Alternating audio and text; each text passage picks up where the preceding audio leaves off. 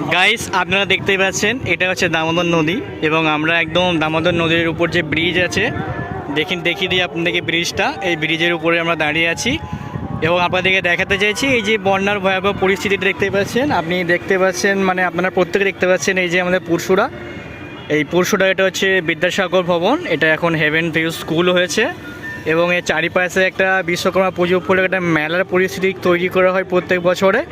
এবং এই যে মেলা আমরা দেখাতে চাইছি, আমার আঙুলটাকে ভালো করে লক্ষ্য করবেন। এই যে মেলা, মানে কালকে আপাতত এখানে মেলাটা হয়েছে, কালকে কোনো জল টল কিছু বাড়েনি। দেখতে পাচ্ছেন নদীর যে পরিস্থিতি, একদম নদীর জল নিচেই ছিল এবং আজকে সকালের পর থেকে যেই তুলনায় জলটা বেড়েছে, মেলা পুরোপুরি দেখতে পাচ্ছেন মেলা যে একটা দোকান টোকান সব অর্ধেকটার বেশি সব ডুবে গেছে।